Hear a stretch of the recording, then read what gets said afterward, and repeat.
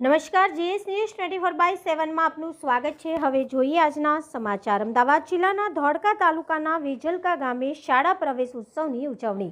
આજરોજ વેજલકા પ્રાથમિક શાળામાં પ્રવેશ ઉત્સવ કાર્યક્રમની ઉજવણી કરવામાં આવી હતી, જેમાં ધોળકા હેલ્થ ઓફિસર શ્રી વર્મા સાહેબ તથા સીઆરસી તેમજ ગામના સરપંચ તેમજ સેવા સહકારી મંડળીના ચેરમેન તથા મોટી સંખ્યામાં ગામના આગેવાનશ્રીઓ હાજર રહ્યા હતા। આ ઉપરાંત પ્રાથમિક શાળામાં ધોરણ 1 થી 8ના વિદ્યાર્થીઓને 1 થી 3 ક્રમાંક લાવનાર વિદ્યાર્થીને ટ્રોફીનું યોગીરાજસિંહ બારડ દ્વારા વિતરણ કરવામાં આવ્યું હતું। Reporter Yogirajsinh Barad, Gujarat Secure News, વેજલકા।